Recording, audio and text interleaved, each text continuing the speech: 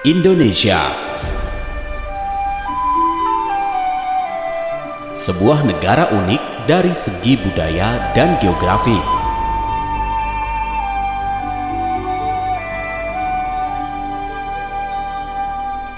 Negara kepulauan dengan lebih dari 17.000 pulau.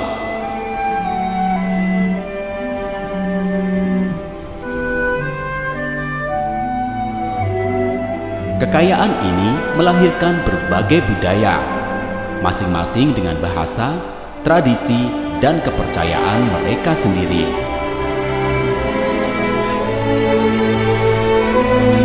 Sebuah hamparan tanah air yang luas dan megah.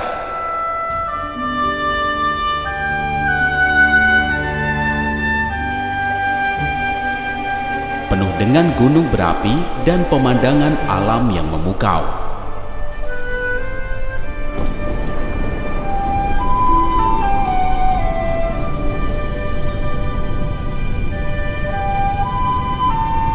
Gunung Krakatau secara historis adalah salah satu gunung berapi yang paling ditakuti.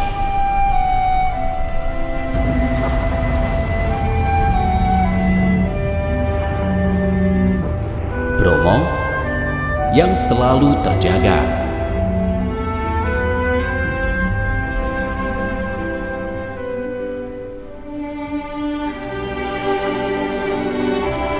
Dalam dokumenter ini, kami akan menampilkan esensi Indonesia, gunung berapinya, budaya, penduduk, dan kehidupan liar yang menakjubkan di pulau-pulaunya.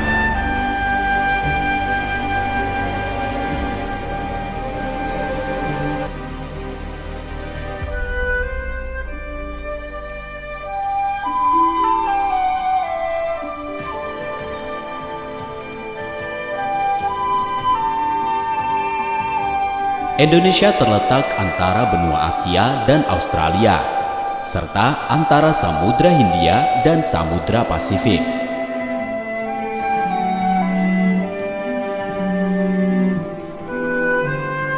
Pulau utamanya meliputi Sumatera, Jawa, bagian selatan dari Borneo atau Kalimantan, Sulawesi, bagian barat dari Papua, dan Kepulauan Maluku.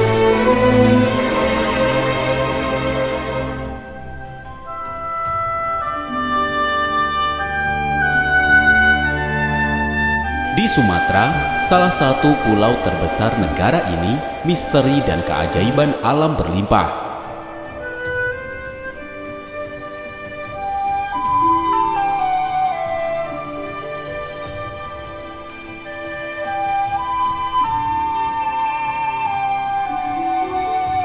Banyak daerah yang belum terjamah dan jarang dikunjungi oleh turis.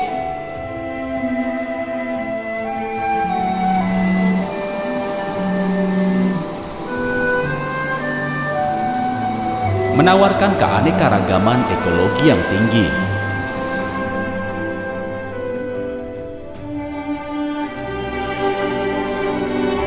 Dari hutan bakau di pesisir hingga hutan tropis lebat di pegunungannya.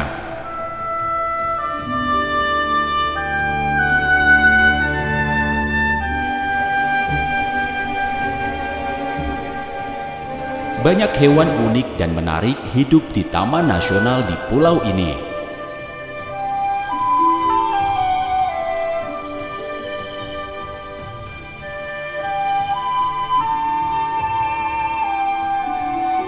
Ratusan spesies burung dan mamalia, beberapa di antaranya termasuk yang paling langka di dunia.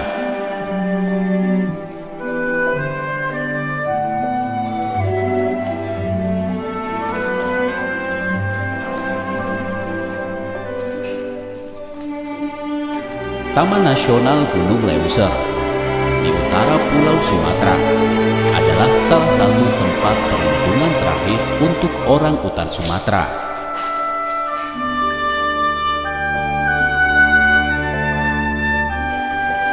Primata ini termasuk yang paling cerdas di kerajaan hewan.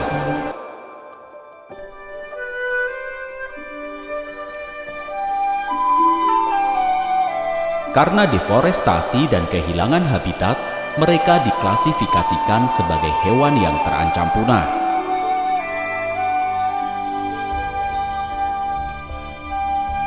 Orang utan jantan hidup sendiri. Mereka aktif mempertahankan wilayah mereka.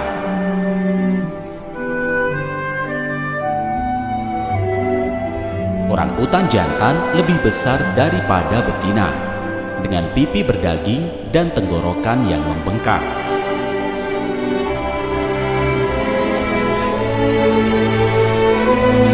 Orang utan betina biasanya melahirkan satu anak.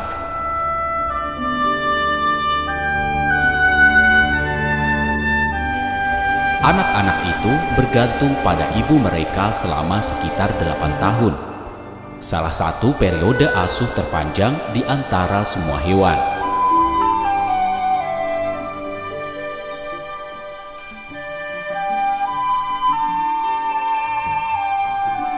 Setelah melahirkan, betina menjadi ibu yang sangat bertanggung jawab.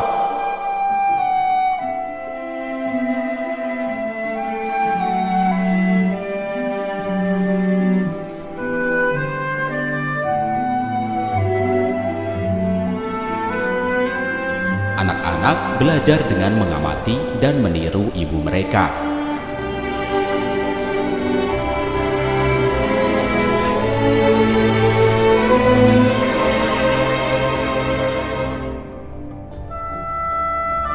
Termasuk keterampilan dalam mencari makan, menggunakan alat, dan membuat sarang diteruskan dengan cara ini.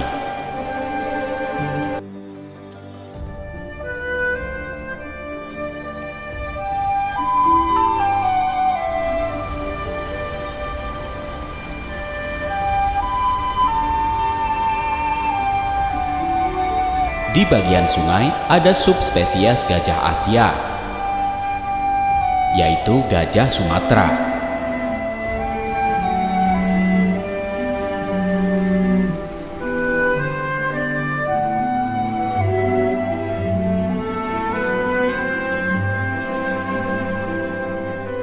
Bayangan kepunahan mengancam spesies ini. Namun, upaya konservasi bertujuan untuk membalikan nasib mereka.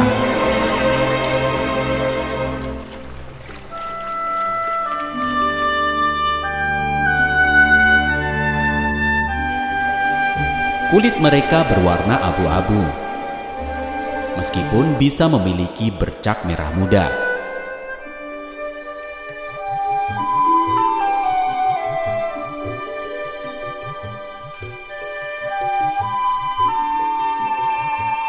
Seperti spesies gajah lainnya, gajah Sumatera adalah makhluk sosial yang hidup dalam kelompok matriarkal.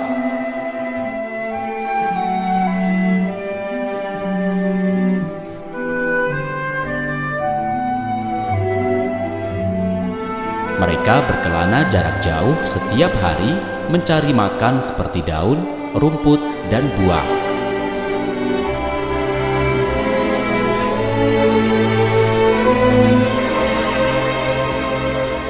Menghentikan perburuan liar dan melestarikan habitat mereka sangat penting untuk kelangsungan hidup mereka.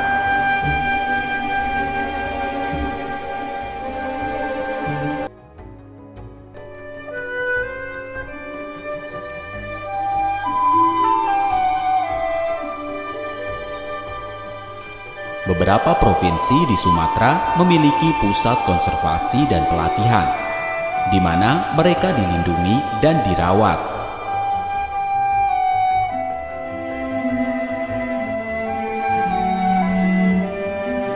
Taman Nasional Tesonilo adalah taman nasional yang sangat penting khusus untuk perlindungan dan pemulihan gajah Sumatera.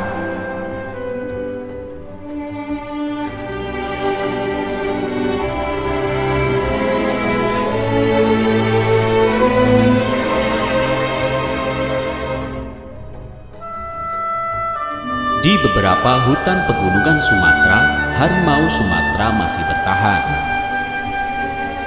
Satu-satunya subspesies harimau yang masih ada di Indonesia.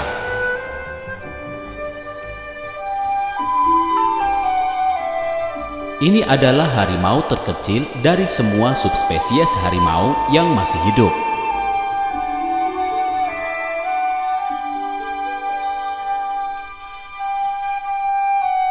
Saat ini hanya beberapa ratus dari mereka yang masih hidup di alam liar.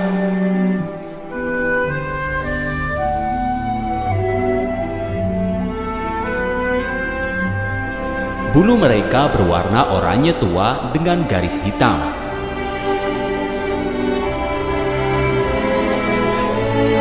Garis-garis ini lebih sempit daripada subspesies harimau lainnya.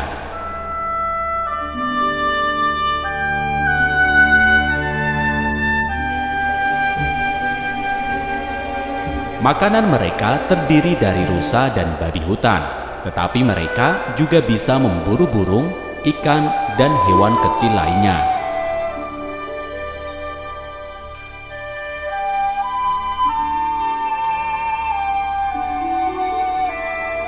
Ketika kita mendaki gunung, kita mungkin beruntung bertemu dengan tapir Malaya yang terbesar di antara jenis tapir lainnya.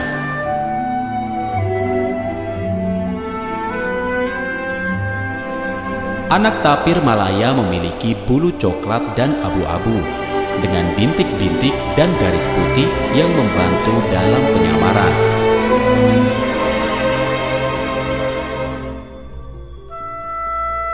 Saat mereka dewasa, warna bulu mereka berubah menjadi pola dua warna, dengan bagian depan hitam dan bagian belakang abu-abu atau putih krem.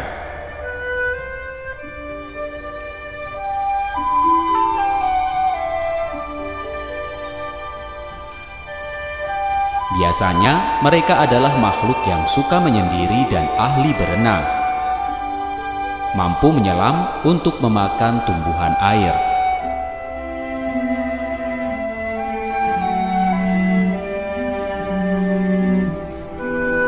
Di hutan awan dan rawa, badak Sumatera bertahan, sebuah peninggalan hidup dari masa purba.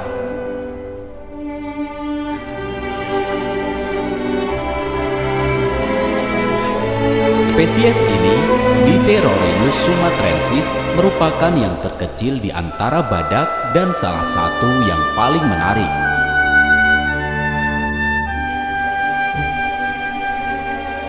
Penampilannya telah bertahan selama sekitar 2 juta tahun.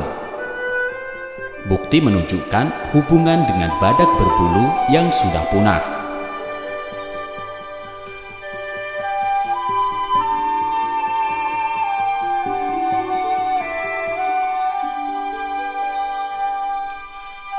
Dengan hanya beberapa lusin individu di alam liar, spesies ini sangat terancam punah, termasuk di antara mamalia paling langka di muka bumi.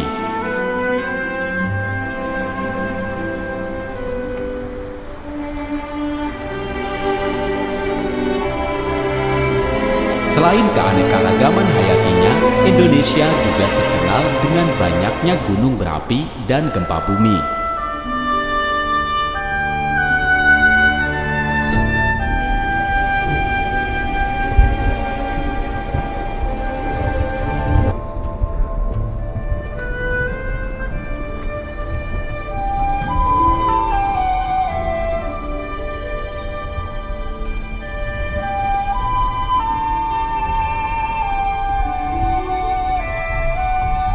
Berada di cincin api Pasifik, negara ini memiliki sebagian besar gunung berapi aktif di dunia dan daerah yang rawan gempa. Indonesia termasuk negara dengan jumlah gunung berapi tertinggi, penuh dengan pemandangan alam yang menawan. Dan juga negara dengan gunung berapi aktif terbanyak yang tersebar di beberapa pulau.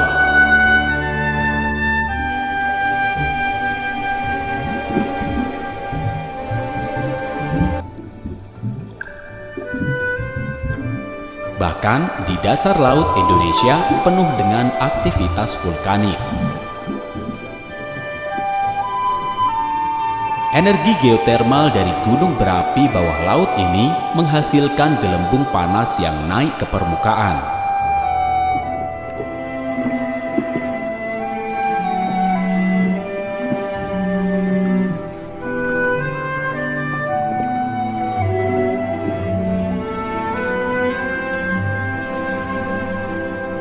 Danau Toba yang terletak di Sumatera adalah danau vulkanik terbesar di dunia.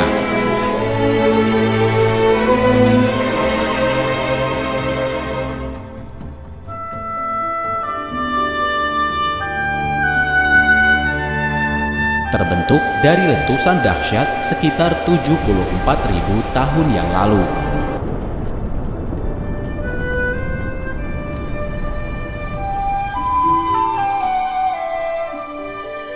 Daerah di sekitar danau ini dihuni oleh suku Batak, terkenal dengan rumah adatnya.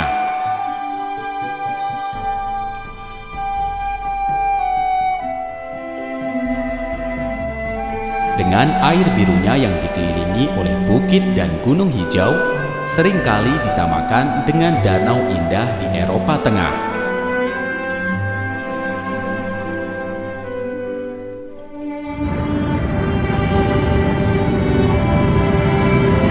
Gunung Krakatau yang terletak di Selat Sunda terkenal karena letusannya yang dahsyat pada tahun 1883.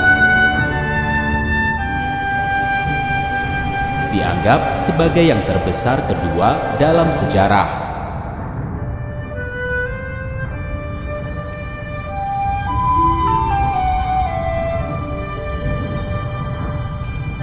Ledakannya begitu keras sehingga terdengar sampai Australia Barat.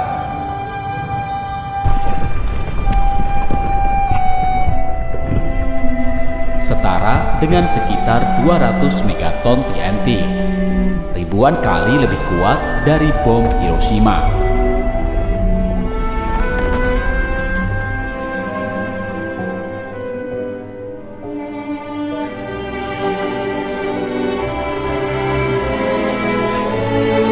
Aliran piroklastik digabungkan dengan abu vulkanik dan tsunami menghancurkan kawasan tersebut dan mempengaruhi iklim di seluruh dunia. Seorang kapten Inggris dari era itu menulis sebuah ledakan mengerikan, begitu hebat sehingga merusak gendang telinga awak kapal dengan hujan batu dan debu yang terus-menerus.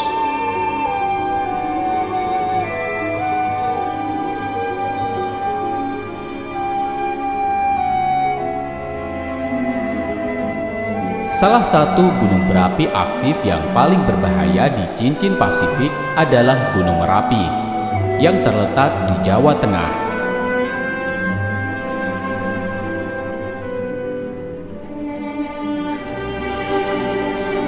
Legenda kuno Indonesia dan kekuatan monumental berkaitan dengannya.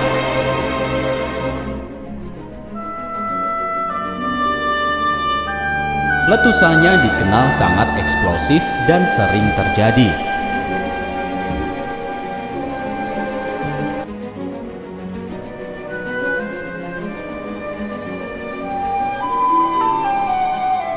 Namun, Merapi bukan hanya pembawa kehancuran, tetapi juga membawa anugerah dengan lerengnya yang subur karena abu vulkanik yang mendukung pertanian di kawasan tersebut.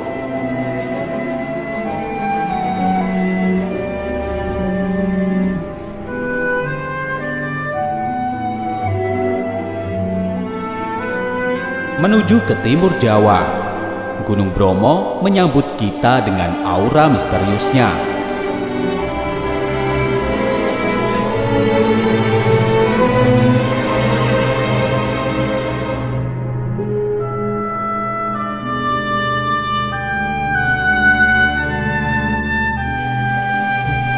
Terletak di dalam kaldera besar bernama Kaldera Tengger.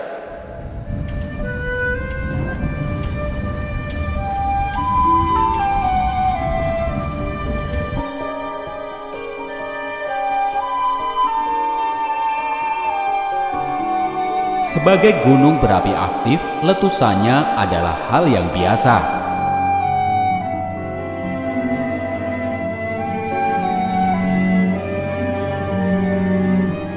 Gas beracun yang dikeluarkan di kawasan kawah menjadi ancaman terus-menerus.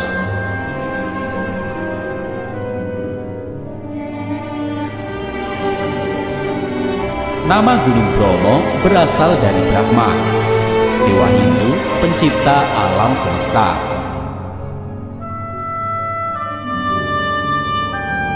Setiap tahun, suku Tengger memberikan persembahan di kawah dengan makanan dan bunga.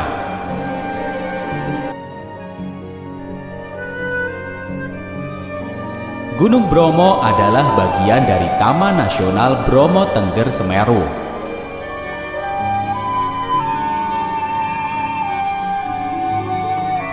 Salah satu dari sedikit gurun yang ada di Indonesia terletak di daerah ini.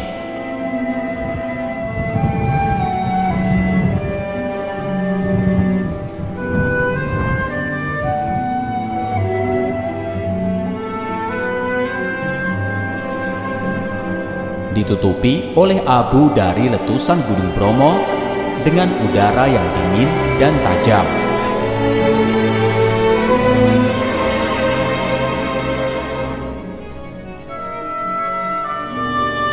Ini adalah lautan pasir, dataran gurun yang lebih mengingatkan kita pada pemandangan bulan daripada sebuah negara tropis.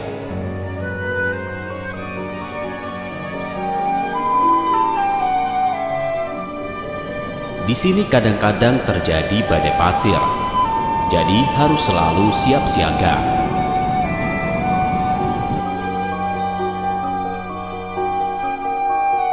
Sebuah kilauan biru memanggil kita untuk menjelajahi salah satu harta karun vulkanik Jawa Timur lainnya, yaitu Gunung Berapi Ijen.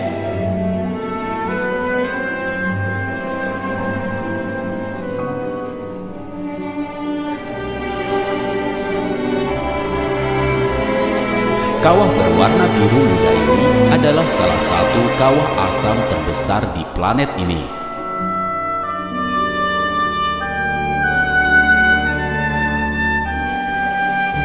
Ketika fajar, cahaya pagi hari menyaring melalui cakrawala. Danau kawah bersinar terang dan uap belerang menciptakan awan.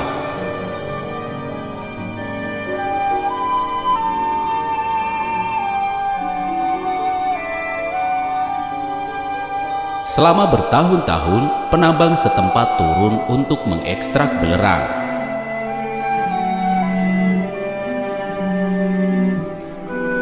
Mengambil resiko karena ini adalah tugas yang luar biasa dan sangat berbahaya. Ketika senja, Ijen menampilkan sesuatu yang sangat luar biasa, yaitu api biru. Karena gas belerang yang terbakar saat bersentuhan dengan udara, nyala api biru mistis menari dalam kegelapan.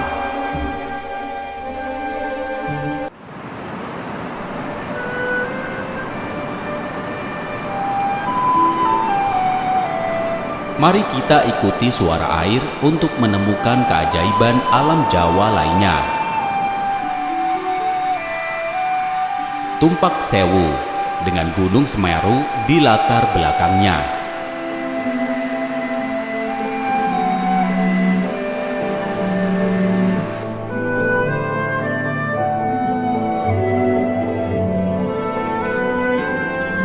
Meskipun keindahannya mempesona, tempat ini tidak terlalu dikenal di kancah internasional.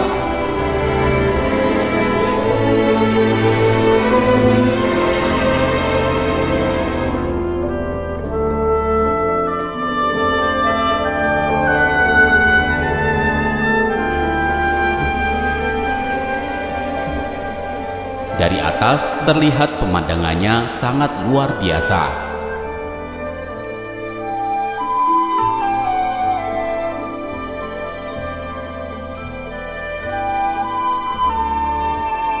Air mengalir seperti urat perak di dalam jantung yang berwarna hijau zamrud.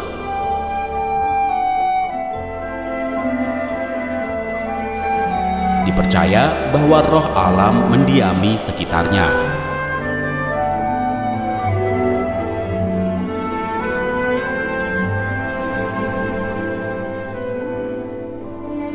Di Pulau Sumbawa terdapat gunung berapi Tambora, dikenal dalam sejarah vulkanologi.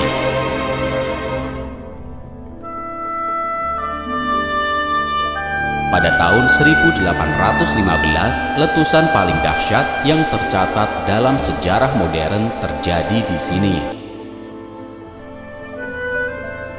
Letusannya 4 kali lebih kuat dari Krakatau, meninggalkan kaldera besar yang terlihat saat ini. Diperkirakan telah menyebabkan kematian antara 71.000 hingga 250.000 orang, baik secara langsung maupun tidak langsung.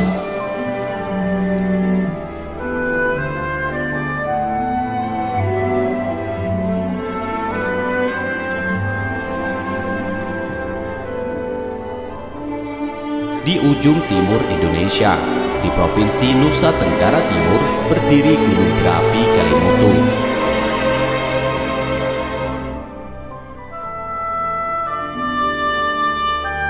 Ini adalah gunung berapi kompleks dengan 3 danau kawah di puncaknya.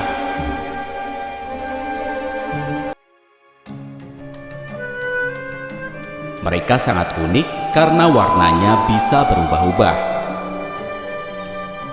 mulai dari biru, hijau, hitam, merah, hingga coklat, tergantung pada aktivitas vulkanik dan posisi matahari.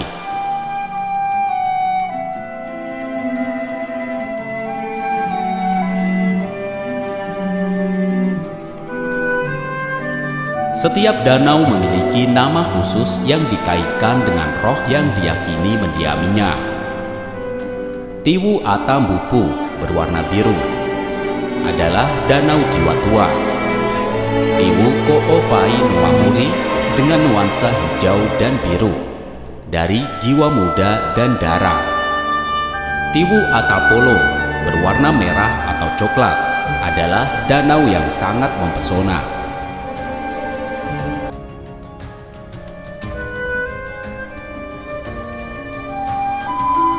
Kembali ke Pulau Jawa, di daerah tengah pulau ini Borobudur menunggu.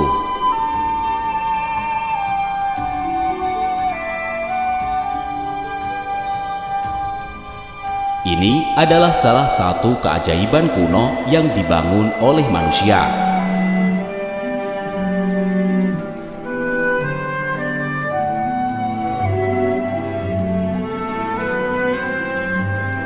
Bukan sekedar candi biasa, tetapi mandala batu yang melambangkan pencerahan Buddha.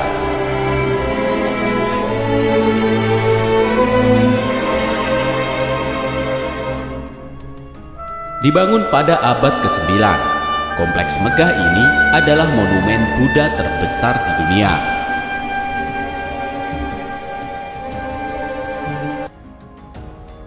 Yang mengejutkan, Borobudur tersembunyi di bawah abu vulkanik dan vegetasi selama berabad-abad hingga ditemukan kembali dan direstorasi pada abad ke-19.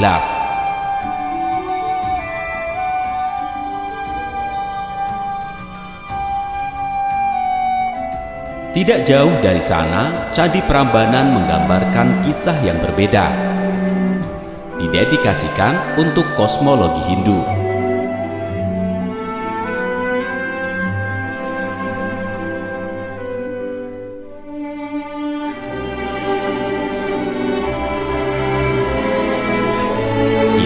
Adalah kompleks candi Hindu dengan menara yang ramping dan runcing.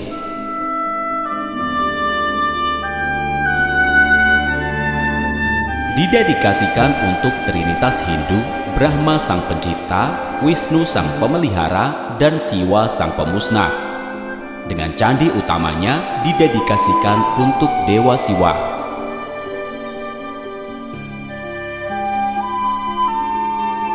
relief di Candi Prambanan sangat menarik. Di antaranya terdapat serangkaian panel yang menceritakan epos Ramayana.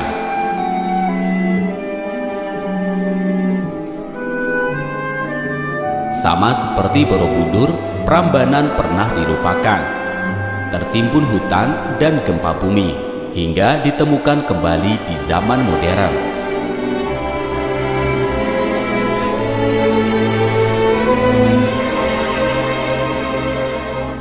Menyeberangi Laut Jawa, kita akan tiba di pulau yang lebih kecil namun lebih terkenal di seluruh dunia.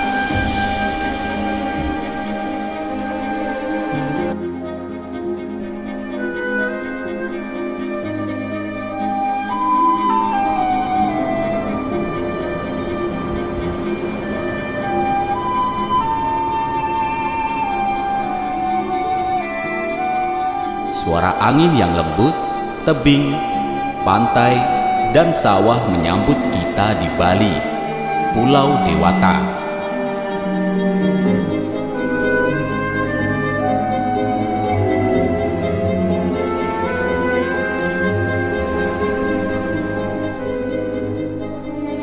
Di sini, spiritualitas dan keindahan bergabung dalam simfoni alam.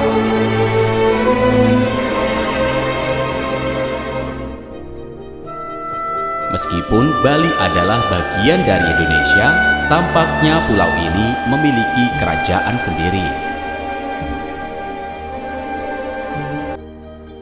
Pulau ini berbeda, budayanya yang damai, panorama yang menakjubkan, dan ketenangan yang menarik wisatawan.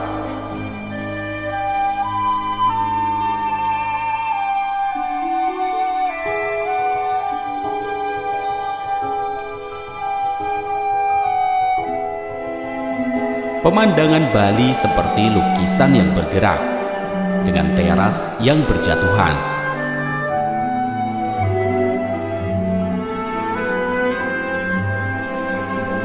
Berabad-abad lalu, orang Bali mulai mengukir bukit untuk menanam padi, sehingga menciptakan mozaik hijau yang rumit yang melintasi bukit.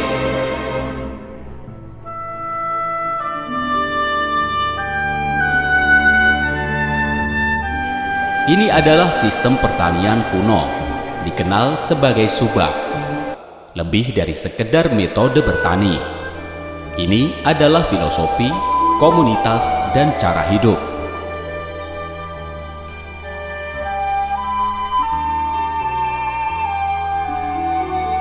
Di Bali, seni dan agama tidak dapat dipisahkan.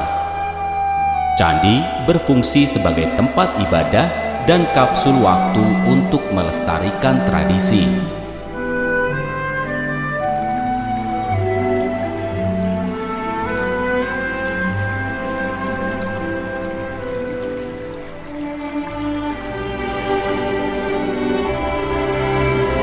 Candi Uluwatu adalah salah satu yang paling ikonik.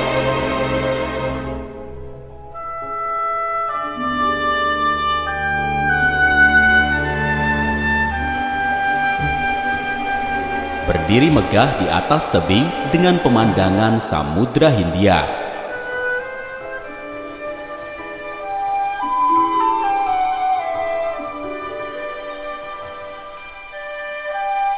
Ini adalah salah satu dari 9 candi yang diyakini oleh orang Bali melindungi pulau dari roh jahat.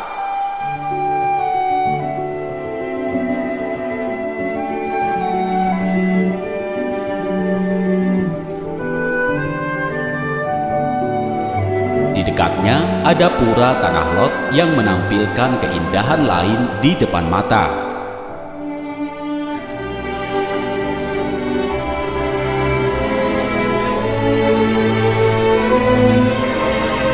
Seolah-olah sepotong tanah antara langit dan laut, berdiri di atas batu yang terisolasi saat air pasang.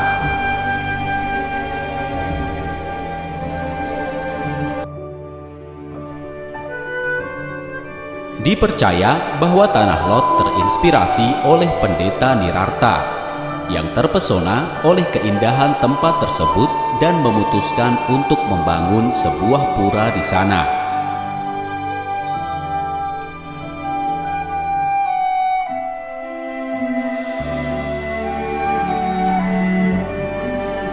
Salah satu hal yang menarik dari tanah Lot adalah gua suci di dasarnya, yang konon dijaga oleh ular laut yang mistis.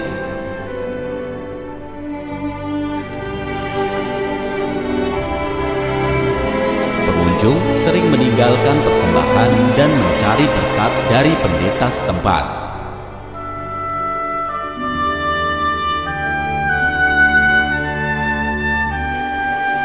Kami menuju jantung Bali, yaitu Ubud, di mana budaya, seni, dan alam berjalin dengan sempurna.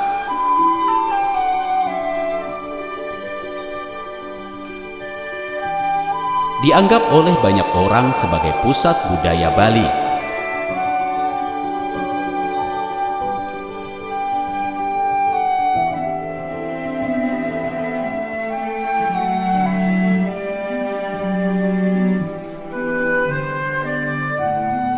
Dikelilingi oleh sawah dan hutan.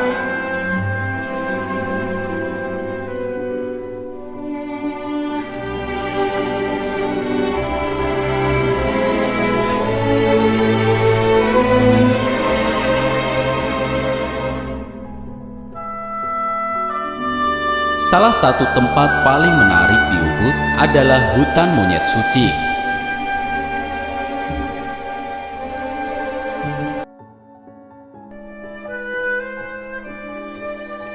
Ini adalah suaka yang dihuni oleh ratusan monyet yang nakal.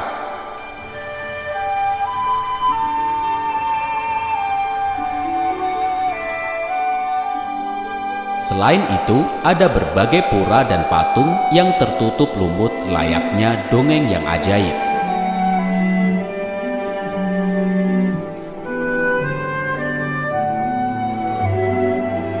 Pada umumnya, monyet tidak berbahaya, tetapi dianjurkan berhati-hati karena beberapa mungkin mencuri benda atau makanan dari pengunjung.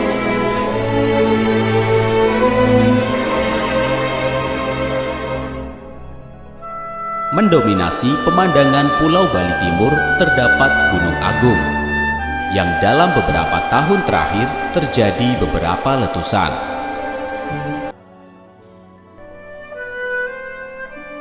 Ini adalah puncak tertinggi di Bali, ibu dari semua gunung di Bali, dianggap suci oleh orang Bali.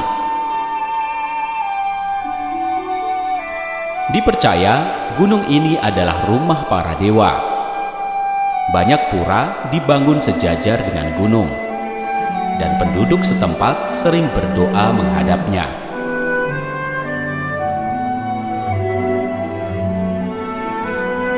Namun ini adalah gunung berapi aktif dan berbahaya. Letusan besar bisa menjadi bencana bagi penduduk di sekitarnya.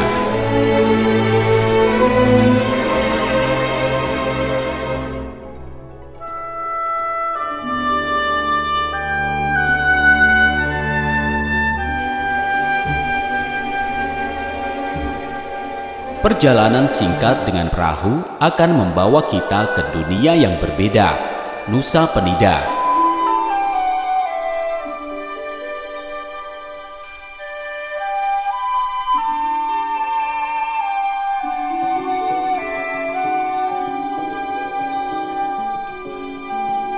Terletak tepat di sebelah tenggara Bali, pulau ini adalah surga keindahan alam dan ketenangan.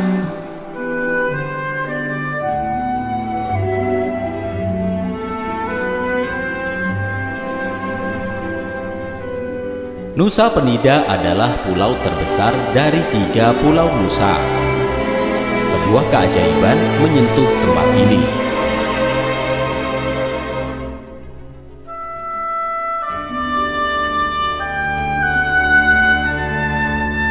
Garis pantainya kasar, pantai dengan air jernih dan pemandangan tebing yang memukau sungguh sangat mengagumkan.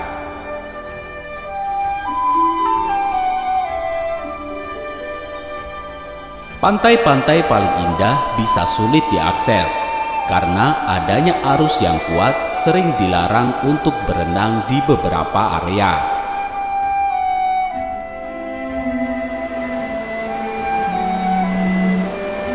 Nusa Penida berfungsi sebagai penghalang alami untuk arus laut, menjadi bagian dari cagar alam laut.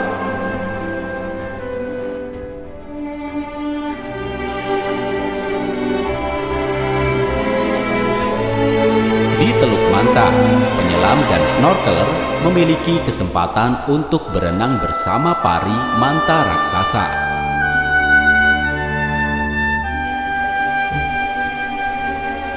Tidak seperti spesies manta lainnya, mereka adalah makhluk yang tidak berbahaya dan termasuk di antara yang terbesar di lautan.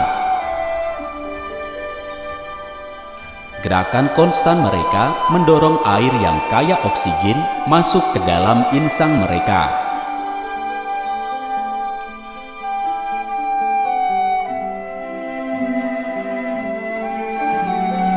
Ini adalah ikan mola-mola, ikan yang luar biasa yang ditemukan di Nusa Penida.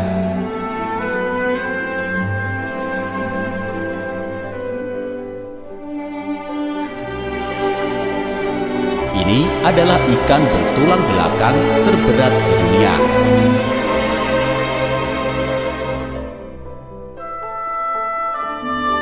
Mereka datar dan saat mengembangkan siripnya, tingginya sama dengan panjangnya.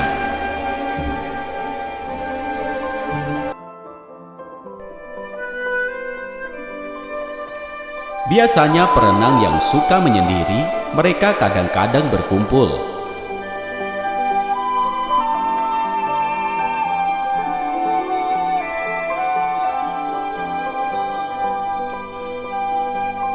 Di Laut Bali dan di seluruh Indonesia, ratusan spesies laut menunggu untuk ditemukan.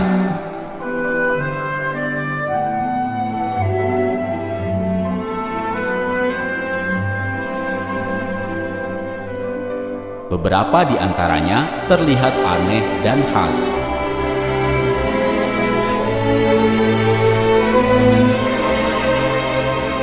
Seperti Gurita wonderpus photogenicus,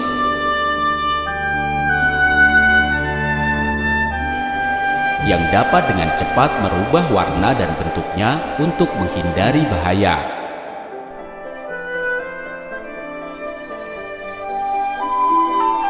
Belut pita biru memiliki warna yang cerah dan bergerak dengan gerakan yang bergelombang.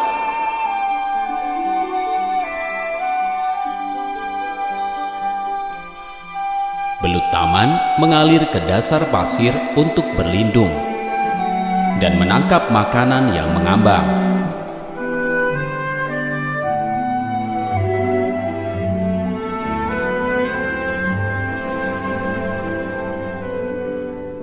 Rentang warna dan bentuk membuat nudibranch menonjol. Mereka melepaskan cangkang setelah fase larva. Istilah nudibranch menggambarkan organ pernapasan mereka yang terlihat.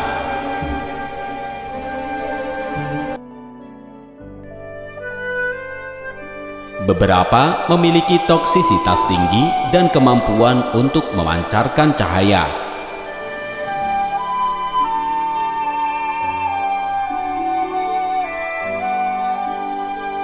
Kami berlayar ke timur dari Nusa Penida, menyeberangi perairan biru Indonesia.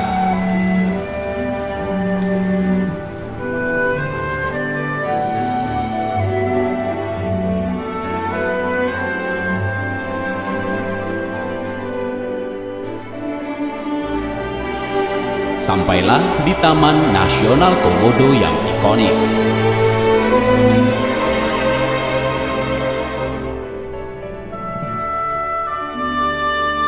Ini adalah area konservasi yang mencakup pulau-pulau Komodo, Pulau Rinca, Pulau Padar, serta beberapa pulau kecil di area tersebut.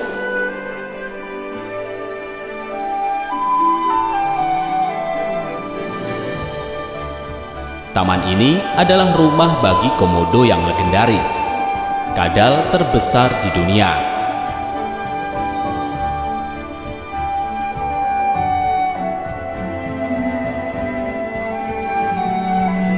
Berbeda dengan biawak air, kadal terbesar kedua yang ditemukan di sebagian besar Asia Tenggara, komodo hanya ditemukan di daerah ini. Komodo memiliki penampilan yang purba dan ganas. Mereka adalah predator puncak yang kebanyakan memakan bangkai, tetapi mereka juga berburu.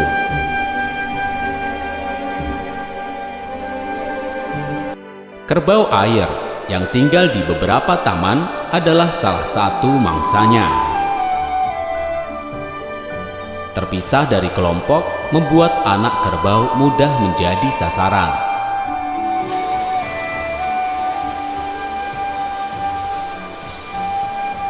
Gigitan komodo tidak sekuat buaya, namun sangat beracun.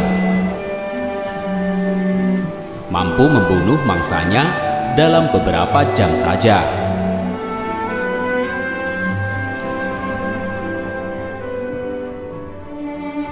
Serangan terhadap manusia jarang terjadi, tetapi suatu kali pernah terjadi ketika komodo yang kesepian mencari makanan di pemukiman. Mereka bisa berenang, tetapi lebih suka tidak menjauh dari pulau asal mereka.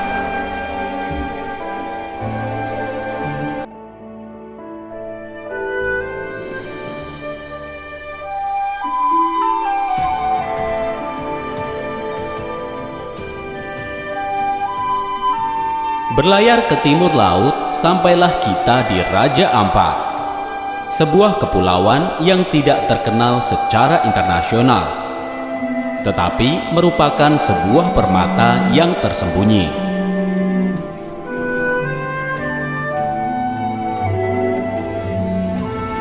Terdiri lebih dari 1.500 pulau kecil dan pulau karang. Dijuluki sebagai Amazon dari samudra karena keanekaragaman hayati yang sangat mengesankan.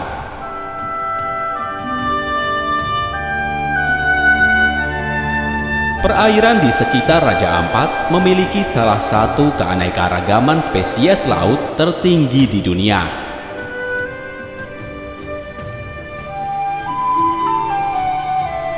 Dengan sekitar 200 spesies ikan karang, ini adalah pusat keanekaragaman hayati laut tropis global.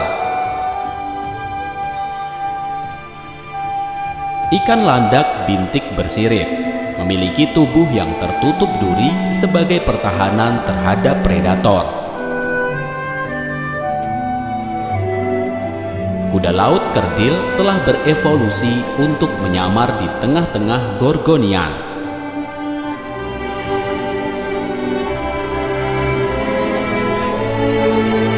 Satu penyamaran paling mengagumkan di kerajaan hewan.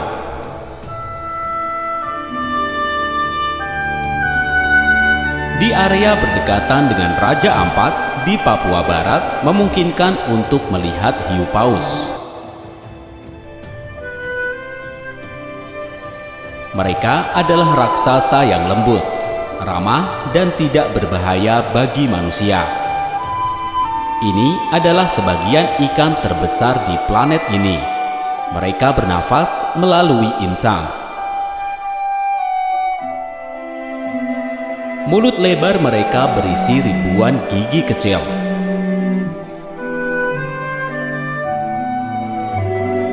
Mereka menempuh jarak luas di lautan.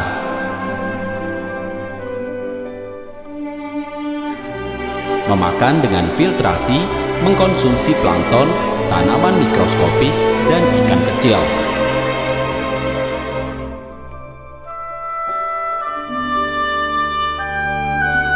Masing-masing memiliki pola bintik dan garis putih yang khas, seperti sidik jari manusia.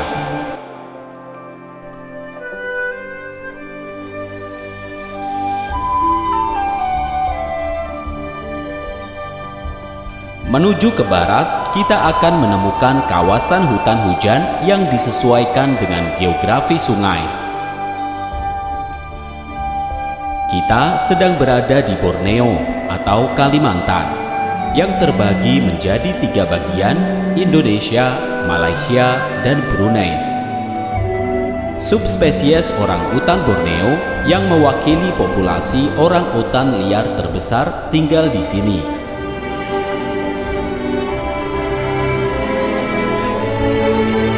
Satu abad yang lalu menyebar ke seluruh pulau. Kini mereka hidup di area yang terbatas.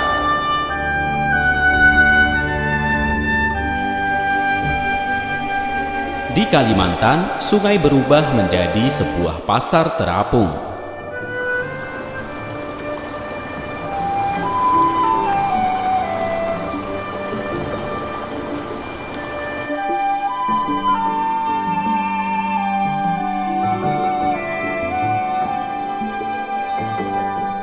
Ini sangat penting bagi perekonomian, selain produksi emas dan berlian.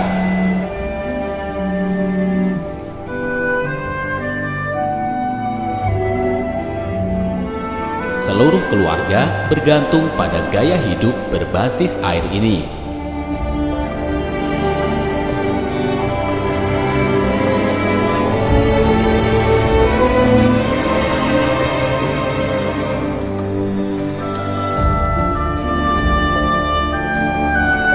Primata Borneo yang paling terkenal kedua adalah monyet proboscis.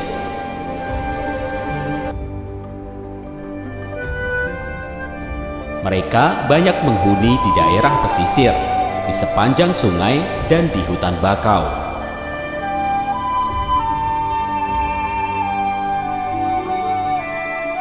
Mereka hidup dalam sebuah komunitas dengan satu jantan yang dominan, beberapa betina, dan keturunan mereka.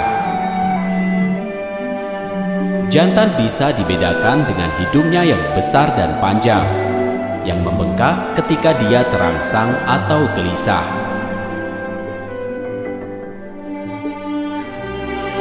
Dipercaya bahwa ukuran hidung jantan meningkatkan ketertarikan dan merupakan ciri yang disukai bagi betina.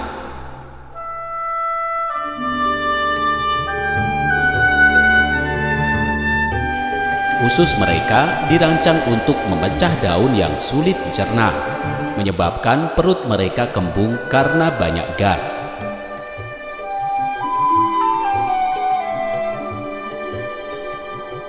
Mereka adalah pemanjat yang terampil, menghabiskan sebagian besar hidup mereka berada di atas pohon.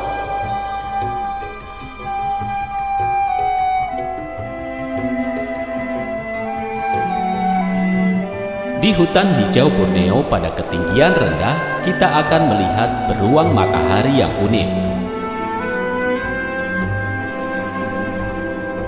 Beberapa dekade lalu, itu sangat umum di hutan tropis Asia Tenggara. Tetapi sekarang jumlahnya telah menurun secara mengkhawatirkan. Ini adalah beruang terkecil dari semua jenis beruang. Tetapi meskipun kecil, dia juga bisa agresif. Memiliki moncong yang pendek dan telinga besar dan bulat.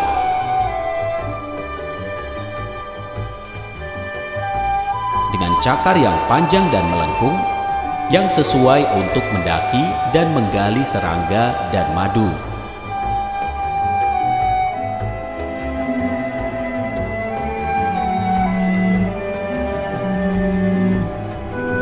Meskipun omnivora, mereka menunjukkan preferensi yang kuat untuk memakan madu dan rayap. Mereka adalah makhluk yang suka menyendiri yang menandai wilayah mereka dengan kelenjar yang bau.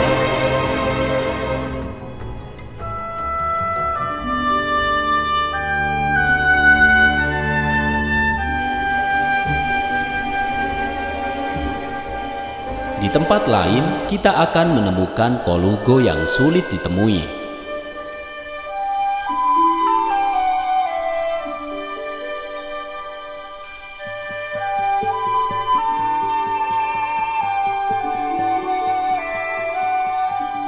sebuah penghuni umum dari lapisan tengah dan atas kanopi hutan.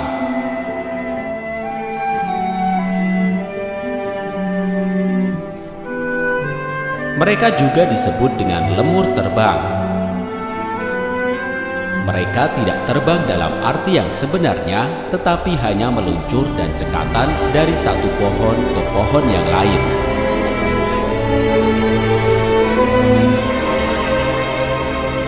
Lemur betina melahirkan satu anak setelah masa kehamilan sekitar 60 hari.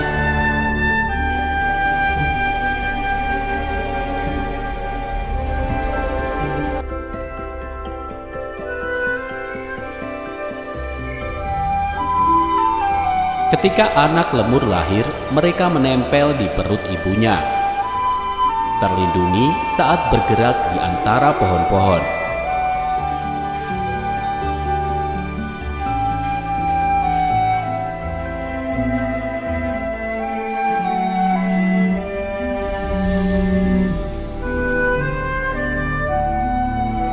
Subspesies gajah terkecil di dunia, gajah kecil Borneo, memiliki populasi kecil di Kalimantan Utara.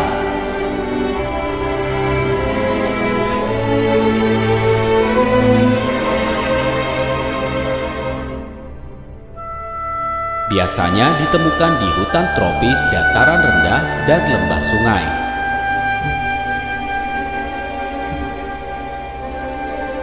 Gading mereka cenderung lurus dan pada beberapa jantan tidak terlihat.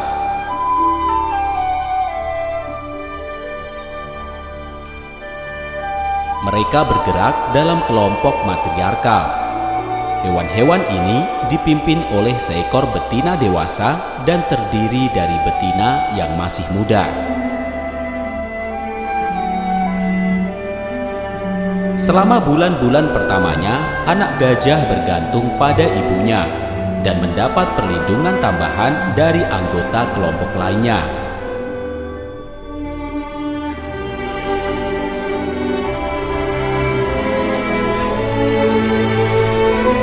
Mereka hanya ditemukan di sektor utara Borneo, dengan beberapa lusin individu di Kalimantan dan mayoritas ditemukan di bagian Malaysia.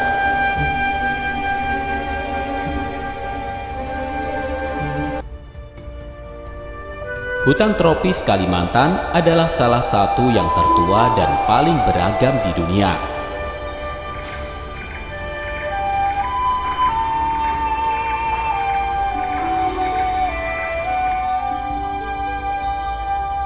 Selain satwa liar yang menarik, bagian Indonesia juga memiliki tanaman unik dan endemik.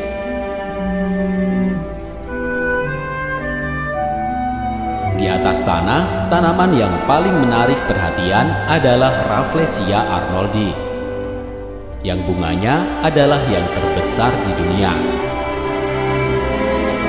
Keindahannya tidak diragukan lagi, dengan kelopaknya yang tebal dan mekar. Namun, bunga ini memiliki rahasia khusus.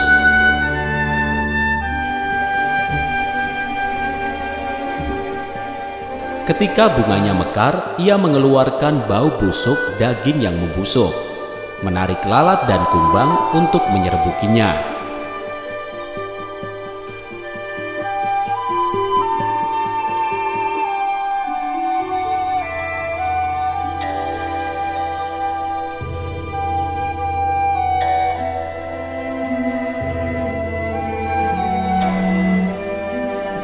Setelah menjelajahi beberapa keajaiban alam di Indonesia, kita melanjutkan untuk mempelajari budaya dan masyarakatnya.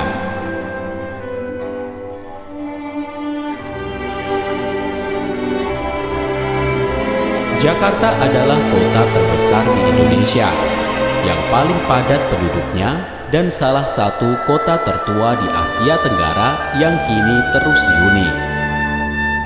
Sejak kemerdekaan negara pada tahun 1945, Jakarta telah menjadi ibu kotanya. Namun, pemerintah saat ini memutuskan untuk memindahkannya ke Nusantara di Borneo atau Kalimantan, ibu kota baru negara ini. Rencana pemindahan ibu kota negara menyeimbangkan pembangunan antara Jawa dan pulau-pulau lainnya. Memindahkan ibu kota ke titik tengah Indonesia. Namun, mungkin Jakarta akan tetap menjadi pusat ekonomi dan budaya untuk waktu yang lama.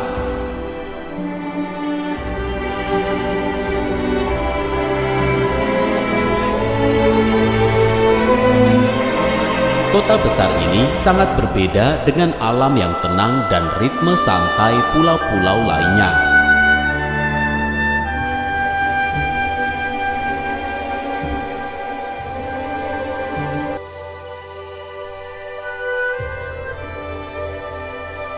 Sebagian penduduk menjalani kehidupan mereka di gedung pencakar langit ini.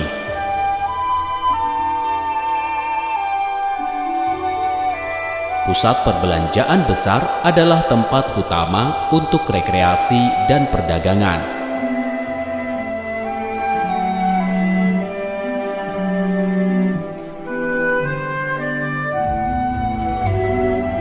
Orang-orang dari seluruh Indonesia dan Asia datang ke sini untuk mencari nafkah, menjadikan kota ini tempat dengan berbagai budaya.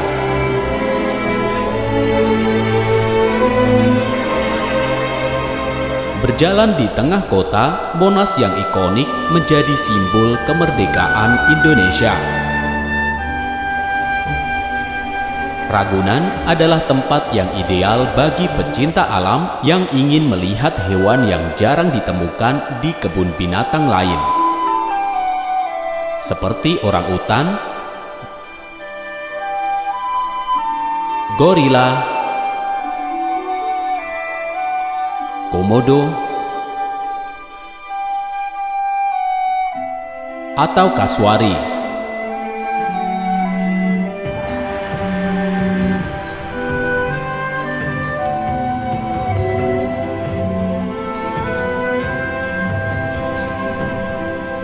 Di antara semua pulau di Indonesia, ada lebih dari 1.200 kelompok etnik. Di antara gunung berapi dan lahan pertanian yang subur terletak etnis Jawa, kelompok etnis terbesar di negara ini.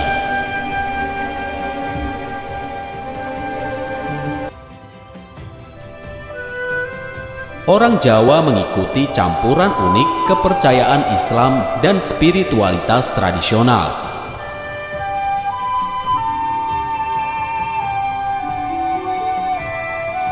Mereka sebagian besar Muslim, meskipun beberapa adat dan ritual mereka menggabungkan unsur-unsur dari Hinduisme, Buddhisme, dan kepercayaan animisme.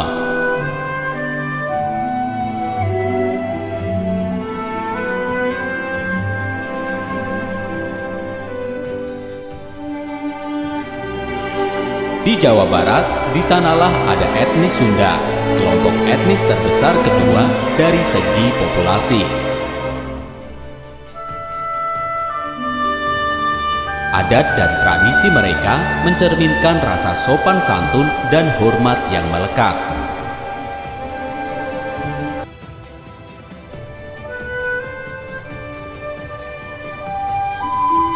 Spiritualitas juga meresap ke setiap aspek kehidupan sehari-hari kelompok etnis lain, seperti orang Bali.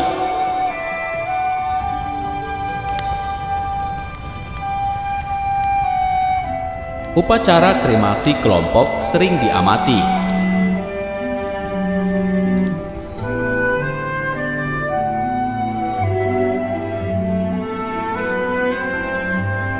Hindu Bali percaya bahwa jiwa akan tetap terperangkap di dalam tubuh hingga dikremasi.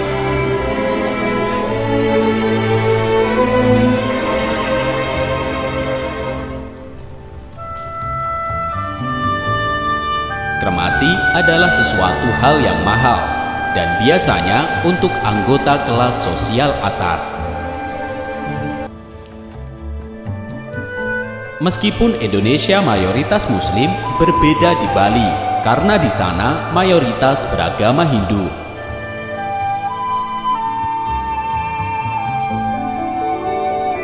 Ini adalah bentuk Hinduisme yang unik, berpadu dengan kepercayaan animisme dan penyembahan dewa lokal.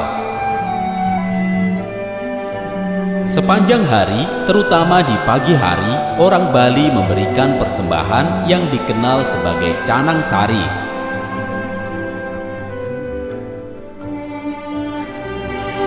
Ini adalah keranjang kecil dari daun pisang yang diisi dengan bunga, makanan, dan kadang-kadang berisi uang. Dipersembahkan kepada dewa sebagai tanda syukur.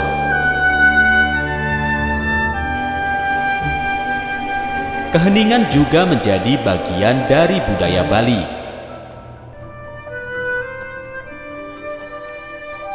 Setahun sekali, selama Nyepi atau hari keheningan, pulau ini berhenti beraktivitas. Tidak ada lalu lintas, lampu, atau pekerjaan. Orang Bali menghabiskan hari dalam refleksi dan meditasi.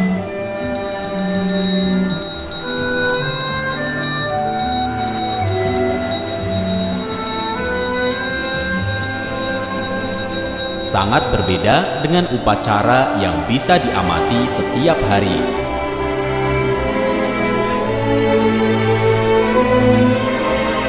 Di tengah dan selatan Borneo tinggal suku Dayak, etnis yang terdiri dari berbagai kelompok asli, masing-masing dengan adat istiadat dan cara hidupnya sendiri.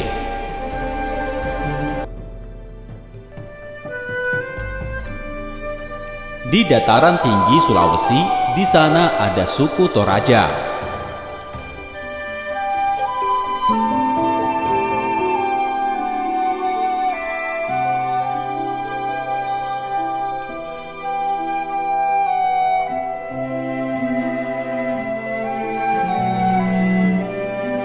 Mereka dikenal dengan rumah berbentuk perahu yang disebut tongkonan, yang berdiri di tiang-tiang dan dihiasi dengan ukiran dan lukisan yang rinci.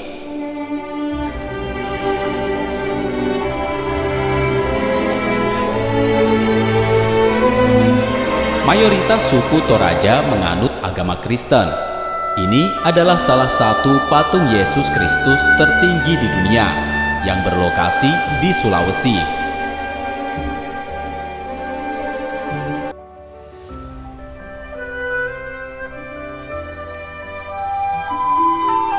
Namun, kepercayaan animisme kuno mereka masih bertahan dalam kehidupan sehari-hari dan ritual mereka.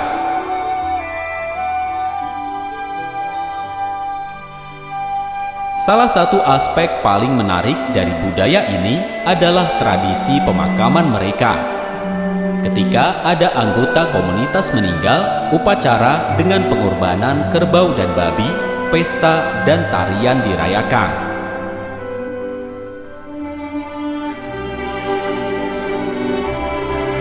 Mereka juga memiliki metode pemakaman yang unik, yaitu di tebing.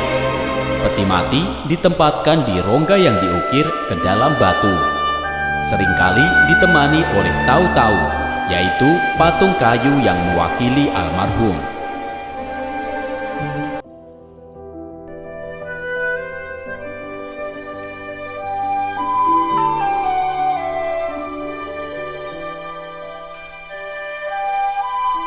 Saat berada di Sulawesi, seseorang harus menyebutkan makaka hitam berjambul yang dikenal secara lokal sebagai yaki, yang menghuni cagar alam Tangkoko.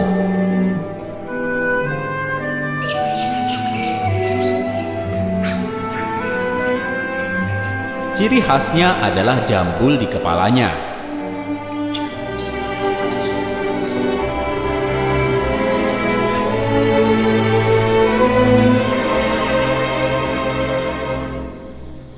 Endemik hutan hujan Pulau Sulawesi, serta beberapa pulau terdekat seperti Pulau Lembeh dan Pulau Manado Tua.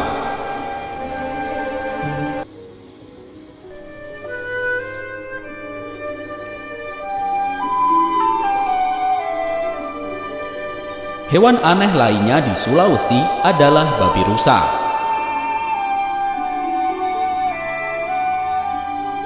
Gading atasnya tumbuh ke atas dan melengkung ke belakang, menembus moncongnya dan tumbuh menuju tengkoraknya.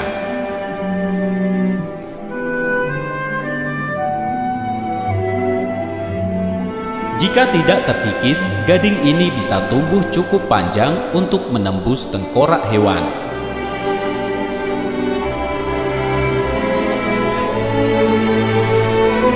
Di bagian paling timur Indonesia, di Lembata, ada orang Lamalera tinggal.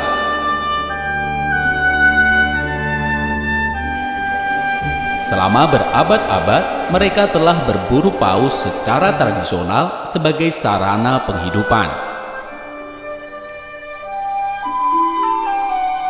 Perburuan masih berlangsung di perahu tradisional yang disebut peledang. Paus menjadi makanan yang melayani seluruh desa. Itulah sebabnya mereka dikecualikan dari larangan global terhadap perburuan paus. Di Pulau Flores tinggal suku Manggarai.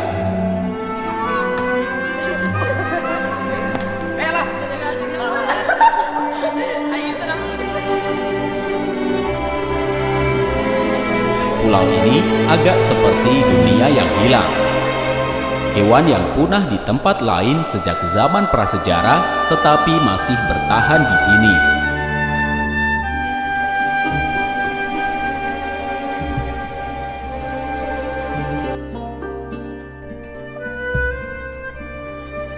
Di antaranya Homo floresiensis atau manusia Flores yang dijuluki Hobbit.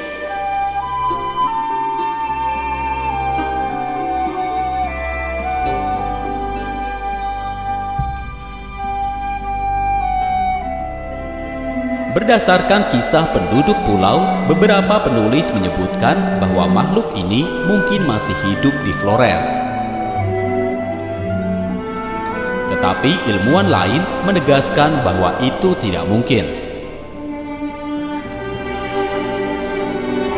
Fakta bahwa cerita rakyat Indonesia berbicara tentang orang pendek dan laporan yang dilihat telah bertahan selama lebih dari 1 abad tentu membangkitkan rasa ingin tahu.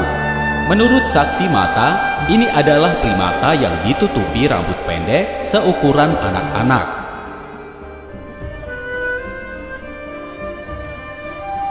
Di antara pegunungan dan hutan belantara yang masih asli di Papua Barat, suku Dani tinggal. Budaya dan cara hidup mereka sebagian besar tetap tidak berubah selama berabad-abad. Secara tradisional, mereka hanya mengenakan pakaian esensial. Anggota suku menghiasi tubuh mereka dengan bulu, kerang, dan pigmen alami.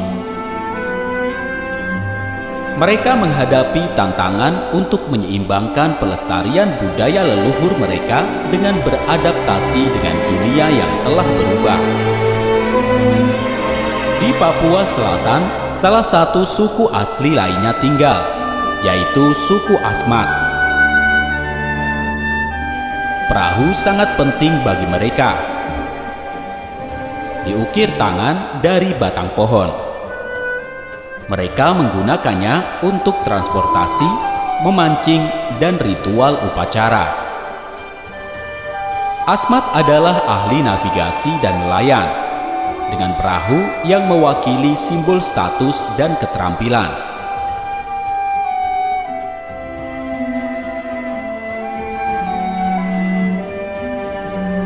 Semua kekayaan budaya ini dirasakan melalui berbagai kelezatan kuliner Indonesia.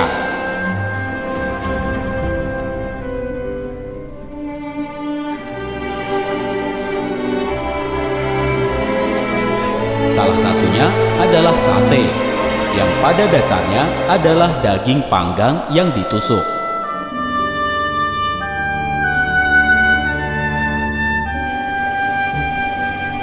Bakso adalah sup bakso yang bisa disertai dengan nasi, mie, dan sayuran.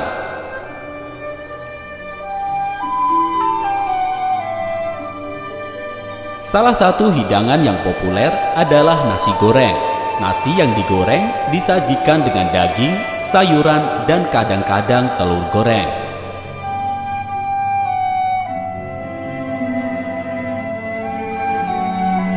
Soto adalah sup tradisional, termasuk ayam, daging sapi, mie, dan berbagai sayuran, semua dalam kaldu yang diberi rasa dengan rempah dan bumbu lokal.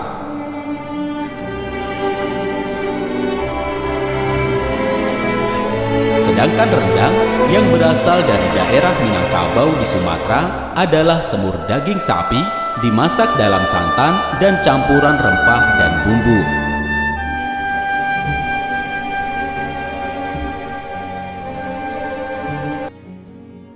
Nasi tumpeng adalah hidangan nasi yang disajikan bersama berbagai semur dan hidangan pendamping.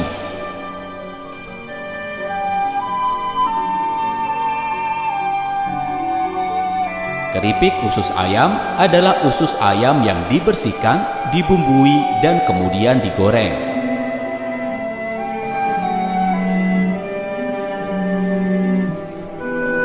Martabak telur adalah jenis pie yang bisa berasa manis atau gurih, diisi dengan daging cincang dan telur.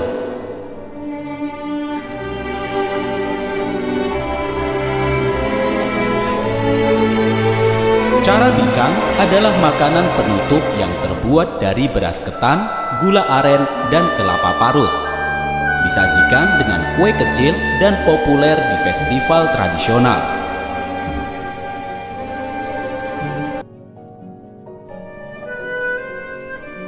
Seblak adalah sup pedas yang dibuat dengan bahan seperti sayap ayam, mie, telur, atau kerupuk beras, dibumbui dengan cabai dan bumbu-bumbu lainnya.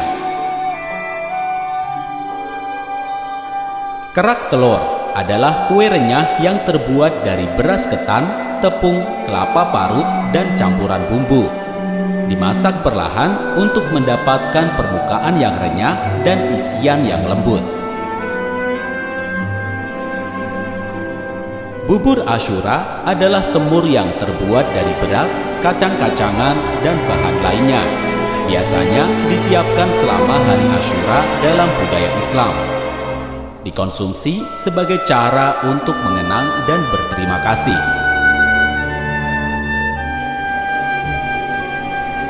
Sedangkan di Bali ada babi guling. Babi guling ala Bali dibumbui dengan rempah-rempah dan banyak bumbu. Sedangkan makanan yang lebih eksotis dan tidak biasa bagi orang asing ada ikan lele. Ikan ini ditangkap dan dibudidayakan, dimasak, digoreng, direbus, atau dipanggang. Lain halnya dengan kelelawar yang dikonsumsi di daerah tertentu, seperti Sulawesi dan Kepulauan Maluku, meskipun sekarang sudah sangat jarang. Setelah ditangkap, mereka dimarinasi dalam campuran rempah dan bumbu, kemudian dipanggang atau direbus. Di sisi lain, belut adalah makanan yang umum di berbagai daerah Indonesia. Ini sangat populer di daerah pesisir, di mana ikan ini ditangkap segar dan disiapkan dengan berbagai cara.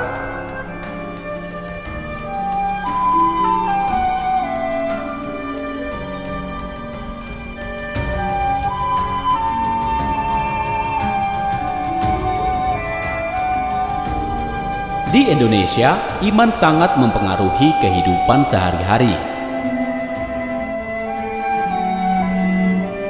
Ini adalah negara dengan populasi Muslim terbesar di dunia.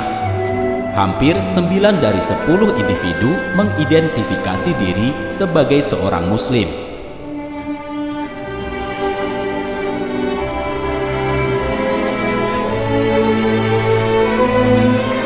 Namun secara resmi, Indonesia adalah negara pluralis. Islam, Protestan, Katolik, Hindu, Buddha, dan Konghucu semuanya diakui. Keragaman dan kompleksitas negara ini menjadi lebih sangat jelas saat menyelam ke dalam linguistik. Ada lebih dari 700 bahasa lokal yang diakui. Indonesia adalah salah satu negara dengan keragaman linguistik terbesar di dunia. Di antara mereka, satu bahasa menyatukan orang Indonesia, yaitu bahasa Indonesia, yang menjadi bahasa resmi negara Indonesia. Bahasa ini memainkan peran penting dalam menghubungkan berbagai etnis dan wilayah di negara ini. Menggunakan bahasa Indonesia adalah wajib di sekolah, juga digunakan dalam administrasi pemerintah, media, dan sastra.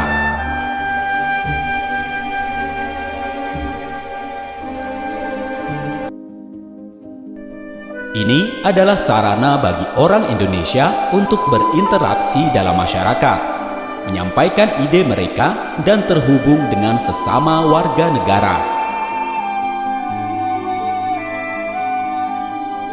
Menariknya, bahasa Indonesia dikenal relatif mudah dipelajari. Tidak memiliki konjugasi kata yang rumit, tata bahasa gender, dan menggunakan alfabet Latin.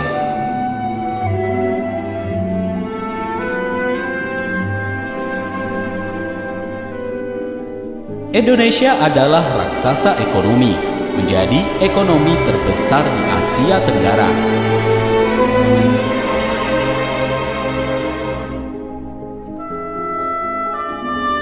Ekonominya seberagam ribuan pulaunya, menampilkan campuran industri dan aktivitas ekonomi.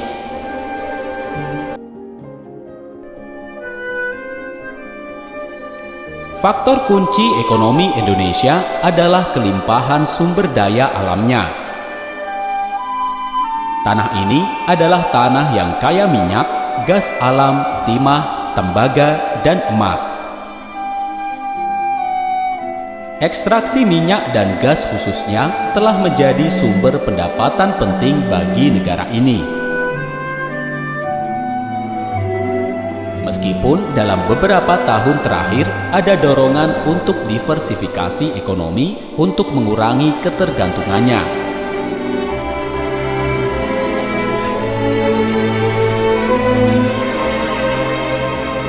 Hal lain yang penting di Indonesia adalah pertanian.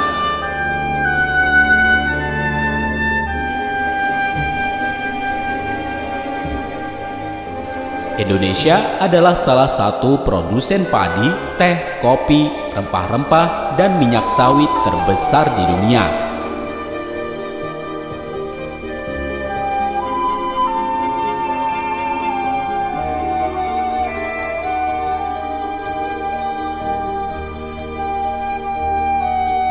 Meskipun banyak tantangan yang ditimbulkan oleh deforestasi, pertanian terus memperkerjakan jutaan orang Indonesia, menjadi sangat penting bagi ketahanan pangan negara.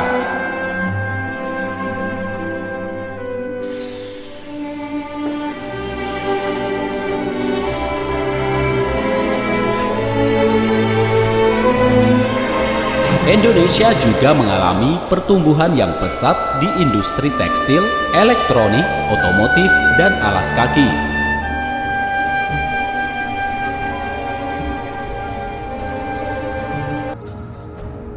Selain itu, sektor pariwisata juga sedang meningkat. Dengan pantainya yang indah, budayanya yang kaya, dan keanekaragaman hayati, kepulauan ini menarik pelancong dari seluruh Indonesia. Meskipun Bali adalah tujuan yang paling populer, tetapi pulau-pulau lain juga sedang meningkat pariwisatanya.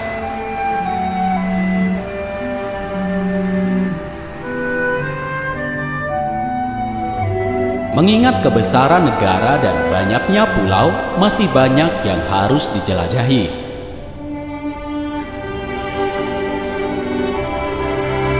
Seperti gelombang pasang yang terjadi di Sungai Kampar di Sumatera. Ini adalah fenomena alam di mana pasang surut membentuk gelombang yang bergerak ke hulu melawan arus sungai. Fenomena ini cukup langka dan terjadi hanya di beberapa tempat di seluruh dunia. Karena semua ini, Indonesia memenuhi banyak syarat untuk menjadi kekuatan ekonomi global di masa depan. Ini adalah negara berpenduduk terbanyak keempat di dunia dan memiliki populasi muda yang sedang tumbuh.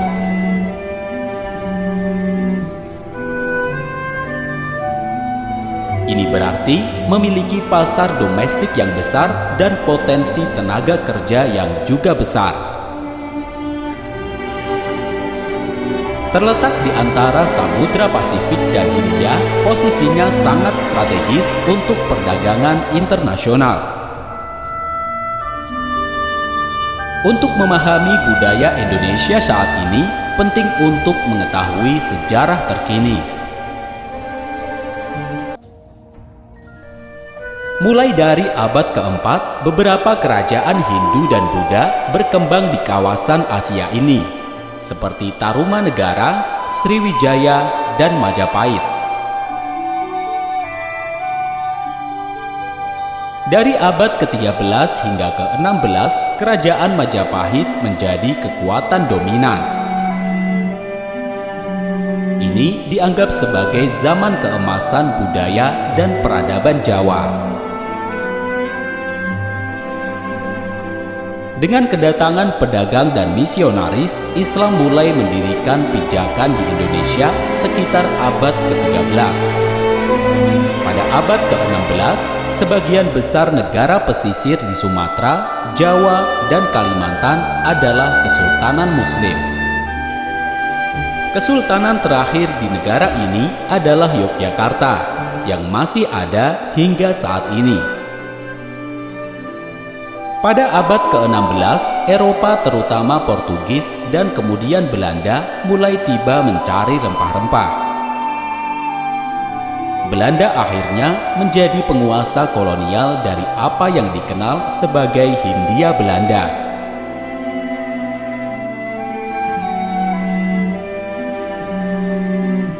Selama Perang Dunia Kedua, Indonesia berada di bawah pendudukan Jepang. Dan setelah Jepang menyerah pada tahun 1945, Presiden Soekarno dan didampingi oleh Muhammad Hatta mendeklarasikan kemerdekaan. Namun Belanda mencoba untuk merebut kembali wilayah itu, memicu perang yang berlangsung hingga 1949 ketika Belanda mengakui kemerdekaan Indonesia.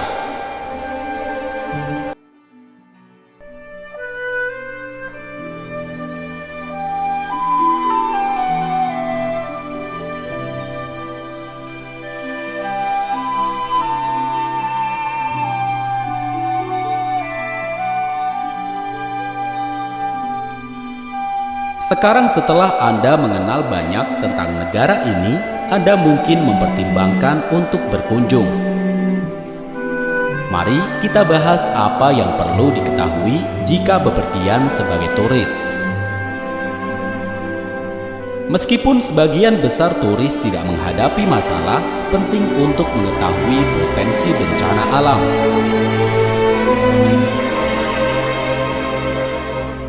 Mengingat lokasinya di cincin api, Indonesia sangat rawan gempa.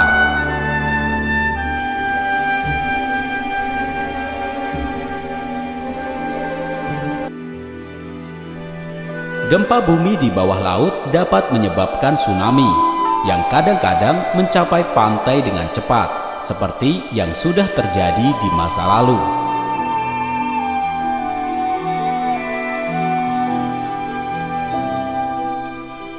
Dengan ratusan gunung berapi aktif, letusan adalah ancaman yang nyata.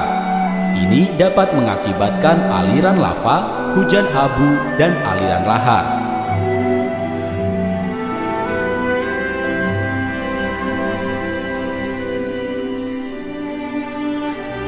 Curah hujan yang tinggi juga dapat menyebabkan banjir dan tanah longsor. Di area wisata Bali yang paling ramai, di selatan ada sistem deteksi tsunami. Jika bepergian ke area atau pulau yang kurang sering dikunjungi, disarankan untuk mengenali tanda-tanda bahwa tsunami mendekat dan memasang aplikasi peringatan bencana.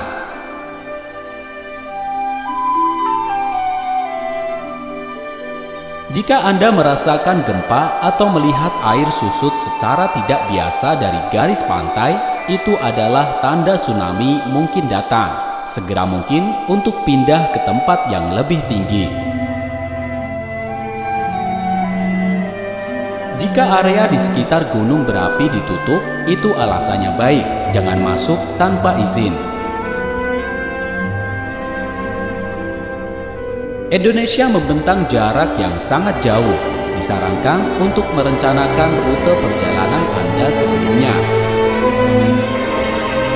Periksa area mana yang ingin Anda kunjungi dan berapa lama waktu yang Anda butuhkan untuk masing-masing. Ini adalah negara tropis, jadi perhatikan cuaca. Musim hujan berlangsung dari November hingga Maret. Sedangkan musim kering berlangsung dari April hingga Oktober. Indonesia menawarkan berbagai pilihan akomodasi untuk semua anggaran.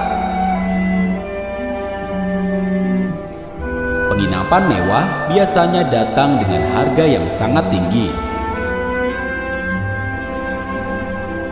Sedangkan asrama dan penginapan jauh lebih terjangkau.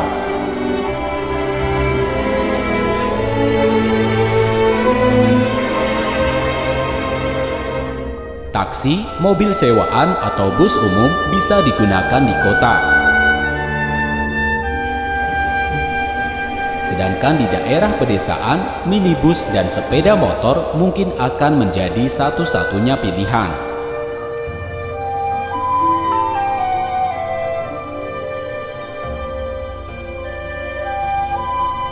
Di pulau-pulau, turis sering menyewa sepeda motor. Jika Anda tidak berpengalaman, disarankan untuk tidak melakukannya. Dan jika Anda melakukannya, selalu berhati-hati dan kenakan helm.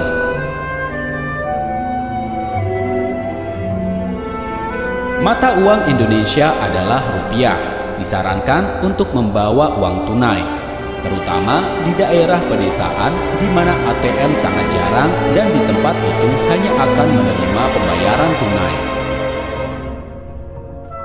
Secara umum, Indonesia adalah negara yang aman untuk dikunjungi. Namun, seperti di mana saja, disarankan untuk mengambil tindakan pencegahan keamanan dasar. Penyakit yang ditularkan oleh nyamuk seperti malaria dan demam berdarah menimbulkan resiko di beberapa daerah. Konsultasikan dengan dokter Anda sebelum bepergian untuk melihat apakah Anda memerlukan vaksin atau obat pencegahan. Orang Indonesia sangat ramah, penting untuk menghormati adat istiadat dan tradisi setempat.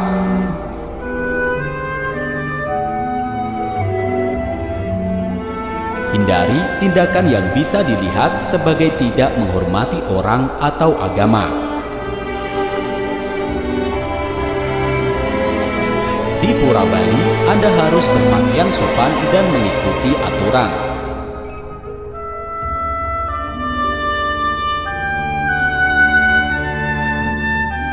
Di masjid, pakaian yang sesuai juga diperlukan dan sepatu harus dilepas sebelum masuk.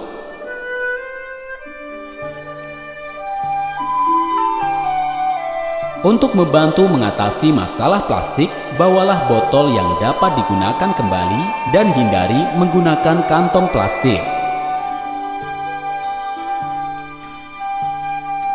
Budaya Indonesia adalah kolektif, tercermin dalam kehidupan sehari-hari dengan ritme yang lebih santai daripada kehidupan di Barat.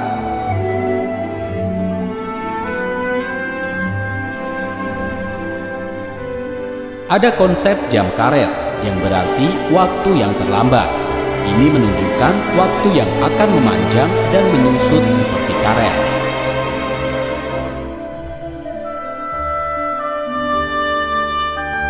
Di sini jarang dikatakan bahwa waktu terbuang. Jika seseorang menunggu orang lain, Anda harus memahami bahwa orang lain sedang butuh waktu lebih lama. Ketepatan waktu dihargai dalam bisnis dan pengaturan profesional. Tetapi waktu tidak begitu ketat, dengan harmoni dalam hubungan pribadi menjadi prioritas.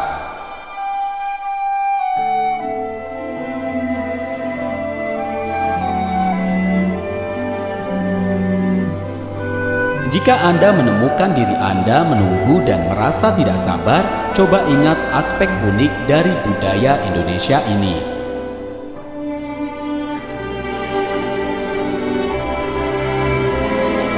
Dan dengan itu, kami mengakhiri tur virtual kami di negara yang indah ini. Saya harap Anda menikmatinya. Sampai jumpa di perjalanan dan video berikutnya.